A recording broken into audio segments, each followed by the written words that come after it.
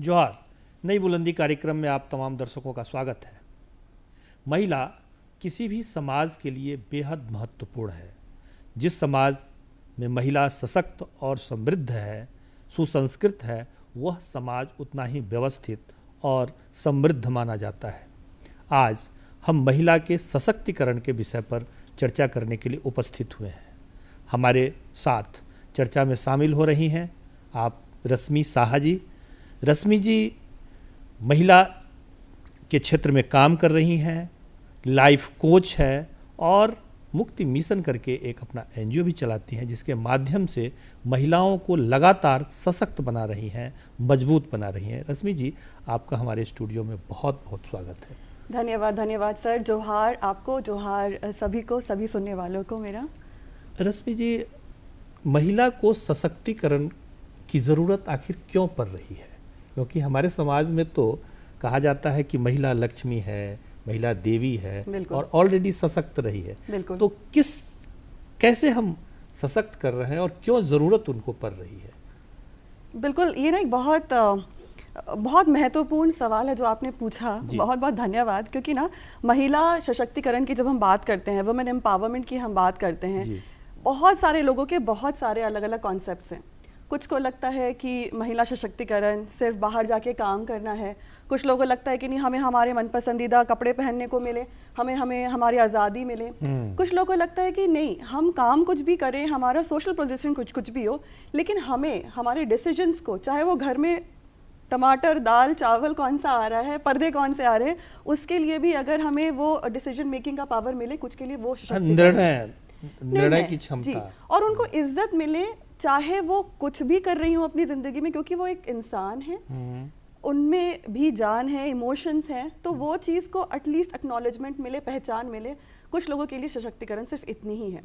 अब हम सबको पता है कि हम एक पुरुष प्रधान समाज में रहते हैं, जो पेट्रियार्की की बात करते हैं। कुछ वक्त ऐसा रहा, कुछ साल ऐसे, कुछ दशक ऐसे रहे जहाँ पे पुरुषों को बहुत ज़्यादा इम्पोर्टेंस दी गई, उनकी बातें, उनको ज़्यादा इम्पोर्टेंस दिया गया, और महिला को कहीं ना कहीं पीछे तो वो थी ही, लेकिन पीछे कभी भी उस चीज़ में वो बुरा नहीं फील करती थी, क्योंकि उनको लगता था कि हम सपोर्ट तो पीछे से भी कर रहे हैं, अगर हम घर में भी हैं, और अगर घर वाले हमारे जो हैं पुरुष, वो बाहर अगर काम कर रहे हैं, हमें सपोर्ट कर रहे हैं। यानी आपके कहने का मतलब ये है कि कालांतर में महिलाएं थोड़ा पीछे रह गई और इसलिए पुरुष प्रधान समाज हो गया, और इसलिए आज महिला को सशक्त करने की ज़रूरत है। तो महिला कैसे सशक्त होगी? बिल्कुल, पहले तो मेरा सबसे सिंपल सा एक मानना है कि हमें सबसे पहले अगर सशक्तिकरण चाहिए, अगर हमें एम्पावरमेंट चाहिए, तो एम्पावरमेंट फील करना पड़ेगा। जब तक हम उसे महसूस नहीं करेंगे, हम कुछ भी जॉब कर रहे हैं, हम किसी कंपनी के सीईओ भी हैं, लेकिन अगर हम डर रहे हैं, हम डिसीजन खुद से नहीं ले पा रहे हैं, तो हम सशक्तिकरण की तरफ नहीं बढ़ रहे हैं। मतलब डिसीजन मेकिंग में हमारी भूमिका होनी चाहिए। हाँ, लेकिन वो सबसे पहले खुद से शुरुआत होनी चाहिए। हमारे आसपास के लोग उसको एड कर सकते हैं, हेल्प कर सकते हैं, सपोर्ट कर सकते हैं, लेकिन हमें सबसे पहले फील करना होगा इस चीज़ को। तो एक और जो महत्वपूर्ण विषय है कि जब महिला सशक्तिकरण की बात हम करते हैं, महिला को जब हम सशक्त बना रहे हैं, तो किस किस माध्यम से महिलाओं को हम सशक्त बना रहे हैं? बनाना चाहिए, जो मुझे लगता है, मैं इसका जवाब बेहतर दूंगी कि हम फाइनेंशियल एम्पावरमेंट की बात करते हैं। फाइनेंशियल मतलब जो व्यावसायिक तरीके से हो गया, आर्थिक तरीके से हो गया, एक बहुत ज़रूरी होता है, क्योंकि कहीं ना कहीं आजकल देखिए महिलाओं के साथ जो भी प्रॉब्लम हो रही है, चाहे वो रिलेशनशिप में हो, चाहे वो घर में हो, चाहे जो भी है, जब वो इंडिपेंडेंट होती है फाइनेंशियली, उनके पास चॉइसेस लेने का एक फ्रीडम होता है जी। वो अपने आप को वापस से अपने पैरों पे खड़ी हो सकती हैं, जी सकती हैं, ज़िंदगी की शुरुआत कर सकती हैं, वो दूसरों को भी सपोर्ट कर सकती हैं। एक तो वो हो गया। दूसरा मुझे लगता है इमोशनल एम्पावरमेंट, यानी मानसिक, भावात्मक जो हम सशक्तिकरण की बात करते हैं, वो बहुत ज़रूरी है। एक छोटी सी बात है, लोग कहते हैं कि औरतें बहुत भावात्मक होती हैं और इसे बहुत नेगेटिव तरीके से इस्तेमाल करते हैं कि औरतें तो हर बात पे रो देती हैं, लेकिन हम ये नहीं समझ पाते क्योंकि वो इमोशनल रोती क्यों है। अच्छा, ये I think it's more of psychological difference, मैं ये कह सकती हूँ। हम ज़्यादा एक्सप्रेसिव होते हैं एज ए जेंडर, हम व्यक्त करने में विश्वास करते हैं। आप देखिए, बिल्कुल, बिल्कुल, औरतें ज़्यादा बिल्कुल बात सही भी बात। करती हैं, एक्सप्रेस करती हैं, उन्हें चाहिए सुनने वाले। मर्द इसके कंपैरिजन में थोड़ा चुप रहना पसंद करते हैं, अपने प्रॉब्लम्स को बोलते नहीं हैं। और इसमें रोने वाली बात में तो अगर हम थोड़ा सा इसमें डाइग्रेस कर रहे हैं, समाज भी इसके पीछे बहुत एक रोल बड़ा प्ले करता है। हम कहते हैं कि मर्द नहीं रोते, और कोई आदमी या लड़का रोता है तो उसे कहते हैं लड़की हो गया। तो उदाहरण देते हैं। और मैं अगर सच बताऊं, मैं अपने एक्सपीरियंस से बता रही हूँ, एज अ लाइफ कोच मैं बहुत सारे मर्दों से मिलती हूँ, मतलब छोटे बच्चों से, लड़कों से, स्कूल कॉलेज के, और मैं सबसे पूछती हूँ कि आपको रोना नहीं आता? तो वो बोलते हैं आता है। फिर मैं पूछती हूँ तो आप रोते क्यों नहीं है? तो उनका एक ही जवाब रहता है कि लोग हंसी उड़ाएंगे, क्या कहेंगे, लोग क्या कहेंगे, लोग मजाक उड़ाएंगे। तो देखिए, इमोशंस तो सबके हैं। सो यस, कमिंग बैक कि औरतों को किस चीज़ में सशक्तिकरण चाहिए, एक इमोशनल सशक्तिकरण बहुत ज़्यादा ज़रूरी है। एंड तीसरी चीज़, ये तब तक नहीं हो पाएगा जब तक हम एडुकेशनली हम अपने आप को एम्पावर नहीं कर रहे हैं और स्किल्स नहीं है। तो ये 4 चीज़ें मुझे लगता है कि हमें बिल्कुल ध्यान देनी चाहिए अगर हम सशक्तिकरण की तरफ बढ़ना है। तो 4 चीज़ों में से आपने क्या क्या बताया? एक तो फाइनेंशियल, शिक्षा हो गया, शिक्षा हो गया, स्किल्स है, कोई भी गुण हो जो आपको आता है, जिसके बलबूते पे आप काम कर सकते हैं, अपने पैरों पर खड़ी हो सकती हैं, आप अपना पहचान बना सकती हैं। तीसरी इमोशनल एम्पावरमेंट, भावात्मक, और फाइनेंशियल, चौथा फाइनेंशियल एम्पावरमेंट। अच्छा, आप किस क्षेत्र में काम कर रही हैं? खास करके जो महिला एम्पावरमेंट का बहुत सारा स्कोप है, जैसे आपने ही खुद बताया कि 4 भाग है, तो आप किस सेगमेंट में काम कर रही हैं? डेफिनेटली, इसमें से अगर मैं एकदम स्ट्रेट फॉरवर्ड, जिसमें बहुत ज़्यादा काम हो रखा है मेरा, उसमें मैं एक इमोशनल मेंटल एम्पावरमेंट पे काम कर रही हूँ। दूसरा, मैं स्किल एम्पावरमेंट में काम कर रही हूँ।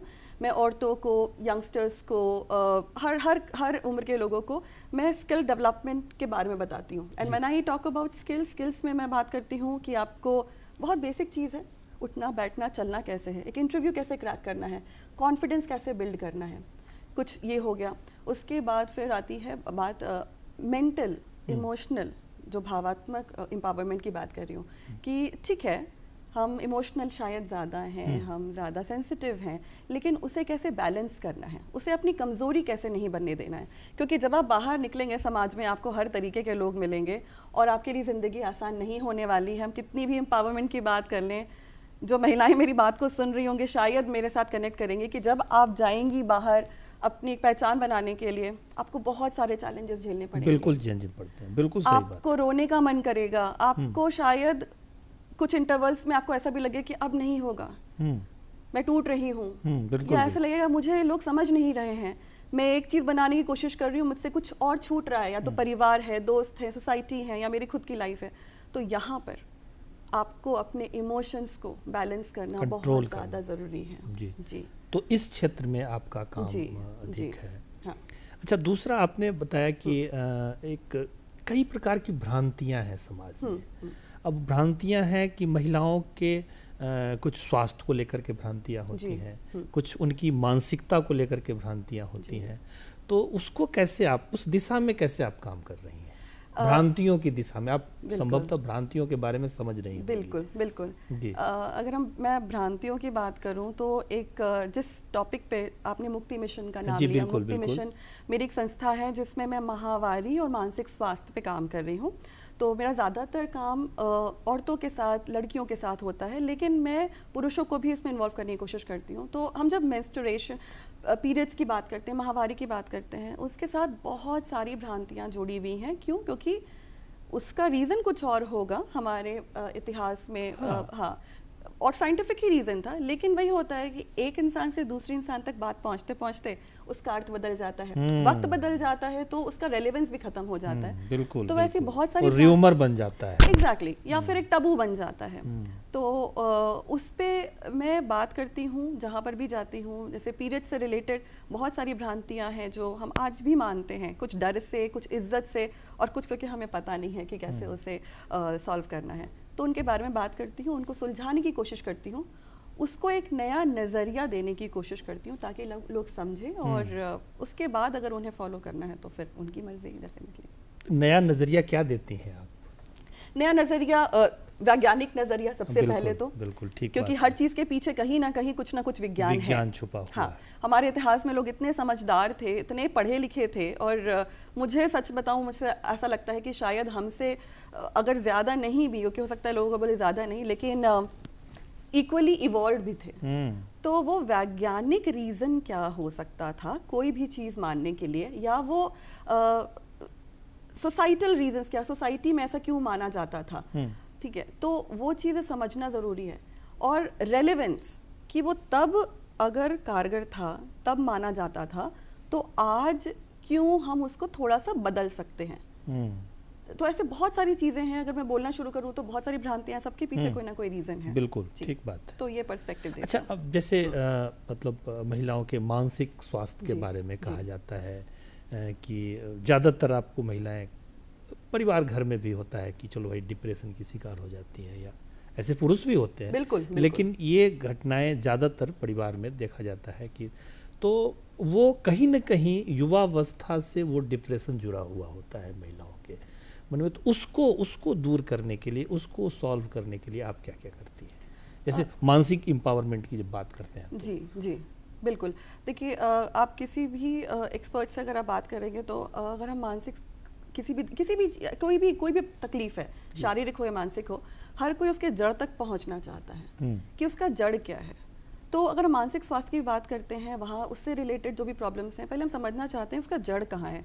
क्या वो अभी जो जिस ज़िंदगी में है उसके तनाव के वजह से हुआ है, या कोई ऐसी चीज़ जो वो कहीं अपने बचपन से अपने साथ कैरी कर रही हैं, और उस चीज़ को अभी शायद और बढ़ावा मिल गया क्योंकि सिचुएशन उनके खिलाफ हो गए, या फिर उनको सपोर्ट नहीं कर रहे हैं। तो ये सबसे पहला कदम होता है, समझना कि हमारा पास्ट कैसा है, हमारे चाइल्डहुड हमारा कैसा रहा है, या हमारे अपने सोच दिशा कैसी है। इस चीज़ को समझना बहुत ज़रूरी होता है। दूसरी चीज़, अगर ये सब चीज़ें ठीक हैं, और अगर अभी जो वक्त है, चाहे आपका परिवार है, आपके कलीग्स हैं, सास ससुर हैं, अगर पार्टनर्स हैं, बच्चे हैं, उनके वजह से कोई तकलीफ़ें हो रही हैं, तो कहाँ पे हल्की हल्की थोड़ी सी खुद में बदलाव ले आएँ, और हाँ, 2 कदम हम चलें, 2 कदम वो चलें। बिल्कुल कि छोटी छोटी चीज़ें, जैसे कि ठीक है, सेल्फ रियलाइजेशन। बहुत बार क्या होता है, औरतों के साथ एक बहुत कॉमन चीज़ होती है, हम अपनी आइडेंटिटी खो जाते हैं। हम कुछ साल के बाद ना ये सोचने लगते हैं, मैं कौन हूँ। ये एक बहुत बड़ा रीज़न होता है बहुत सारी औरतों के परेशान होने का। तो हम उनको बोलते हैं कि ठीक है, आप सोचिए आप कौन है, आपकी लाइफ कहाँ जा रही है, आप एक डिसाइड। तो हम अपने साथ थोड़ा वक्त बिताने की कोशिश करते हैं, खुद से बेटर समझने की कोशिश करते हैं, फिर आगे। बड़ी अच्छी बात आपने कही कि औरत जब किसी परिवार के साथ जाती है तो वो ये समझती है, अच्छा उसमें कितनी सत्यता है ये तो पता नहीं, बट ये समझती है कि वो कहीं ना कहीं खो गई है। तो ये तो सत्य है। तो बड़ा प्रश्न, तो बड़ा मतलब महत्वपूर्ण प्रश्न है और बहुत पेचीदा प्रश्न है, लेकिन शायद आप इसका जवाब दे पाएँ कि फिर उस परिस्थिति में मतलब क्या करना चाहिए। अगर आप मुझसे पर्सनली पूछें जी कि पर्सनली मैं पूछ रहा हूं, पर्सनली मतलब मेरा जो अनुभव और मेरी जो सोच है, जो सबके लिए मैंने जो भी मुझसे जिन लोगों ने हेल्प मांगी है, या तो हम चीज़ों को बदल दें, या तो हम उसे एक्सेप्ट करके उसे खूबसूरत बना लें। हम जितना लड़ेंगे किसी चीज़ से, वो हमें ही प्रॉब्लम देगी, हमें ही तकलीफ देगी, मेरा ऐसा मानना है। तो मैं पर्सनली वो विक्टिम मेंटालिटी में जीने में बिलीव नहीं करती। तो अगर कोई सिचुएशन है, तो अगर हम उसको बदल नहीं सकते हैं, तो उसी में हम क्वीन बन के जिए, एक्सेप्ट करें, और अगर उसमें से कुछ सुधार कर सकते हैं तो सुधार करें, थोड़ा करके सुधार करते जाएं। बिल्कुल बात करें, थोड़ा अपने में बदलाव लाएं, थोड़ा सा हम उस सिचुएशन को अपने एक बहुत इंपॉर्टेंट चीज़ है जी, हमारे जो यहाँ पर बुद्धि है, मस्तिष्क है, सब कुछ यही है। हमारी सोच, मुझे लगता है कि सब कुछ है। अगर हम उसे प्रॉब्लम की तरह देखते हैं तो वो प्रॉब्लम है, नहीं तो नहीं है। अगर मुझे लग रहा है कि ये पौधा यहाँ पे क्यों रखा गया है, इसको यहाँ नहीं रखना चाहिए था, अगर ये मेरे दिमाग में आ गया ये बात, तो जब तक ये पौधा यहाँ रहेगा तब तक मैं परेशान रहूँगी। लेकिन अगर मैंने मान लिया कि ठीक है, ये सेट है, मैं कुछ नहीं कर सकती, लेट इट बी, कोई बात नहीं, मुझे अपने कंटेंट पे ध्यान देना है, तो आई थिंक ठीक है। अच्छा, आपने ऐसा सॉल्व किया हो, नाम तो नहीं बताना है, बट कोई उदाहरण आपके पास में हो, कहीं किसी महिला को बहुत ज़्यादा परेशान हुई हो और आपके कारण उसने अपने जीवन में परिवर्तन किया हो? बहुत बहुत सारे ऐसे हैं, जी। बहुत सारी कहानियाँ होती हैं। यूजुअली देखिए शादी जैसे मैं मैरिड महिलाओं की बात हाँ। करती हूँ। शादी के कुछ सालों के बाद रिलेशनशिप में ना कुछ तब्दीलियाँ आती हैं। मुझे नहीं पता मैं ये इतना पब्लिकली बोल सकती हूँ नहीं, लेकिन जानते सब हैं रिलेशनशिप में तब्दीलियाँ आती हैं। एक मैं अपने जनरेशन की बात करती हूँ, एक आइडिया आ गया है कि बोर हो गए लोगों से। एक बोर्डम जो मुझे पर्सनली कभी समझ नहीं आया, शायद मेरी अपब्रिंगिंग वैसी नहीं है, कि हम इंसान से रिश्तों से बोर कैसे हो जाते हैं। और जहाँ पर और ऑप्शंस बहुत सारे हैं लोगों के पास, तो वहाँ पे ना कहीं ना, और मैं ये नहीं कह रही हूँ कि सिर्फ पुरुष ऐसा करते हैं, मैं ऐसा बिल्कुल भी नहीं कह रही हूँ, लेकिन कहीं ना कहीं रिश्तों में थोड़ा बहुत कॉम्प्लिकेशन आ जाता है। काफ़ी लोग उसको मिड लाइफ क्राइसिस का नाम दे देते हैं, अपने अपने सबके रीजंस हैं। तो ऐसे बहुत सारे केसेस आए हैं जहाँ पे फीमेल्स की अभी मैं बात कर रही हूँ, मेल्स भी ऐसे मेरे पास काफ़ी आए हैं जिन्होंने बहुत बहुत बहुत बुरा वक्त देखा है। नहीं, अभी तो हम महिलाओं की बातें कर रहे हैं। हाँ बिल्कुल। तो उनको ये बताया कि आप कौन हैं, आप खुद से फिगर आउट कीजिए। तरीके होते हैं हमारे, कैसे आपको लाइफ को क्या डायरेक्शन देना है। पहले तो वो चॉइस बहुत डिफिकल्ट होता है कि हम स्टक, मुझे समझ नहीं आ रहा है, तो हम उनको पहले इनेबल करते हैं कि पहले आप समझिए, आप देखिए, एनालाइज कीजिए, आप क्या जाने दे सकती हैं, क्या चीज़ आपको पकड़ के रखना है, किस चीज़ को सुधारना है।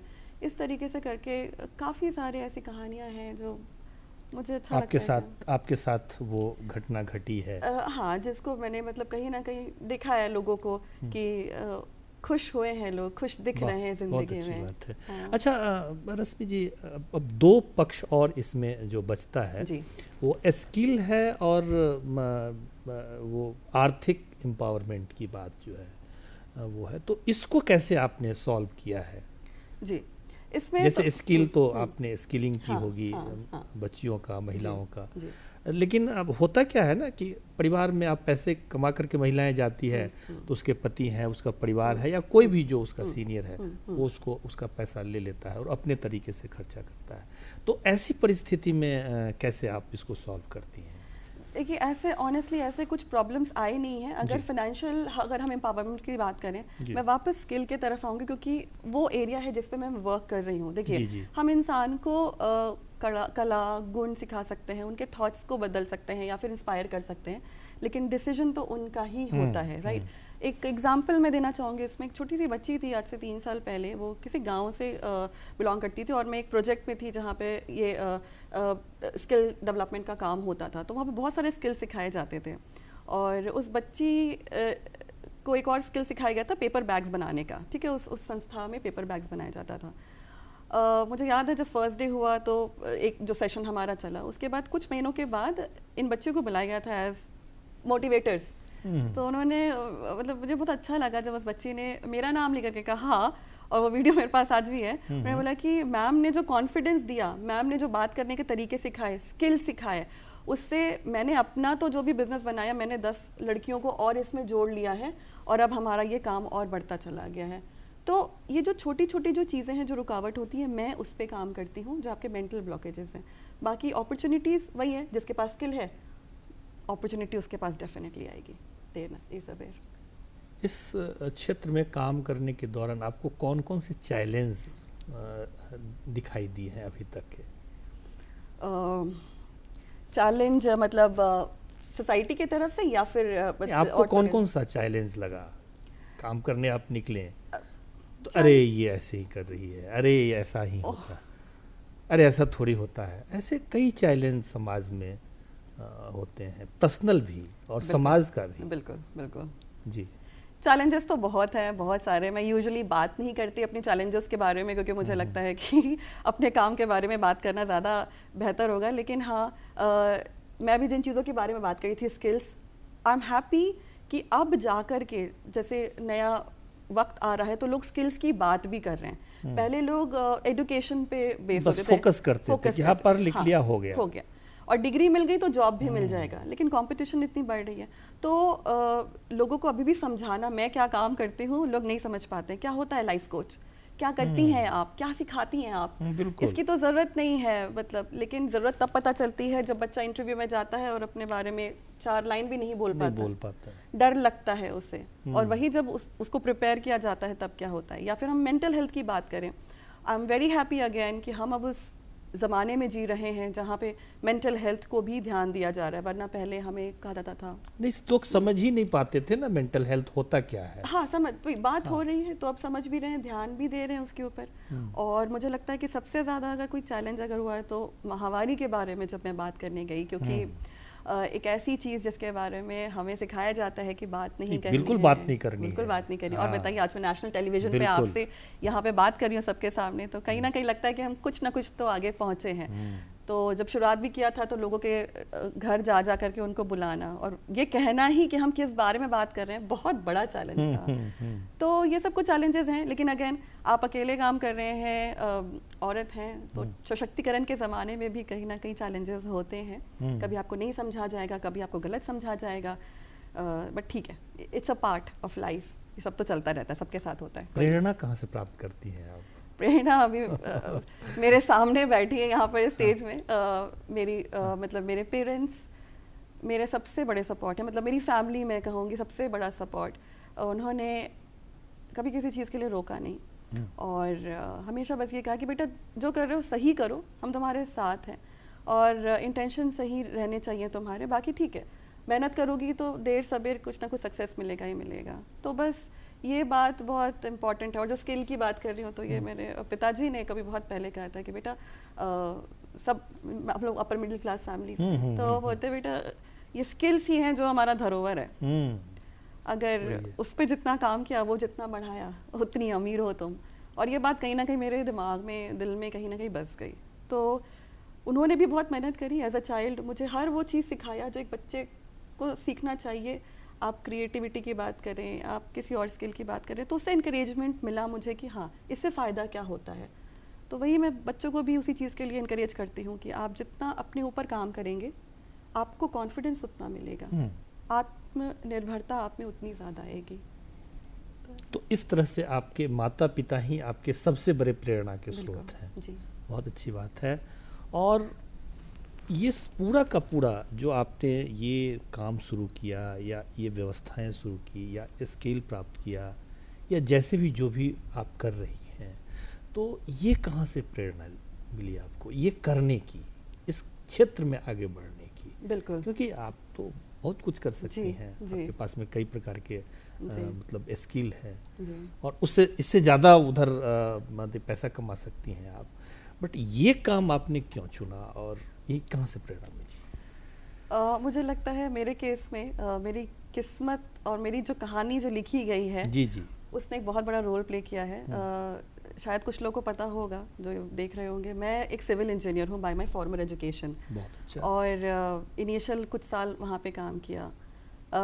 एक बहुत खूबसूरत सा मोड़ आया मेरी ज़िंदगी में जहाँ पे मुझे एक ग्रुप ऑफ स्टूडेंट्स की काउंसलिंग करनी थी, उन्हें कुछ स्किल्स सिखाने थे और वो कॉलिंग कहते हैं हम इंग्लिश में कि know knowing your calling. I think उस दिन मुझे उस टाइम पे मुझे मेरा कॉलिंग मिला कि ये वो जगह है जहाँ मुझे खुशी मिलती है, जहाँ मैं हर रोज़ सुबह उठ के जाना चाहती हूँ और वापस आती हूँ तो थकावट पता नहीं चलती है, मैं खुशी खुशी स्माइल के साथ वापस आती हूँ। और आई थिंक तब से मैंने डिसाइड किया कि मुझे यही ही करना है, इसको एक्सपैंड करते रहना है अलग अलग दिशाओं में, but this is my life. इससे खुशी मिलती है बहुत ज़्यादा। यहीं से आप इंस्पायर होकर के इस काम को शुरू किया आपने। जी जी। हमारे दर्शकों को आप क्या बताना चाहेंगी? कहने को तो बहुत कुछ है, बट एक चीज़ डेफिनेटली कहूँगी कि अपने साथ जुड़िए, खुद से जुड़िए। सी अल्टीमेटली आप अपने बारे में जितना बेहतर जानेंगे, आप खुद से जितना कनेक्टेड रहेंगे, उतने ही इमोशनली मेंटली आप स्वस्थ भी रहेंगे और आसपास के लोग भी ना आपसे ज़्यादा कनेक्टेड फील करेंगे। और आई फील खुशी एक चॉइस है, तो चूज़ कीजिए कि आपको खुश होना है नहीं होना है। बाकी तो चैलेंजेस प्रॉब्लम्स कोई ऐसा नहीं है जिसके लाइफ में नहीं है। सो जी, बहुत अच्छा रश्मि जी, कई विषयों पर हम लोगों ने चर्चा की, महिला के मानसिक स्वास्थ्य पर भी चर्चा किया, महिला का जो शारीरिक स्वास्थ्य होता है उस पर भी चर्चा की, साथ ही साथ हमारी जो आधी आबादी है वह किस प्रकार मजबूत होगी, सशक्त होगी, समृद्ध होगी, जो हमारे देश, समाज और हमारे सभ्यता को मजबूत बनाएगी। आज ऐसे तमाम विषयों पर हम लोगों ने चर्चा की। रश्मि जी हमारे स्टूडियो में आए, आपका बहुत बहुत आभार, बहुत बहुत धन्यवाद। धन्यवाद। नमस्कार, धन्यवाद जोहार। साहब। इसी के साथ आगे भी हम मिलते रहेंगे, आते रहेंगे। तब तक के लिए अपनी टीम के साथ विदा लेते हैं। नमस्ते।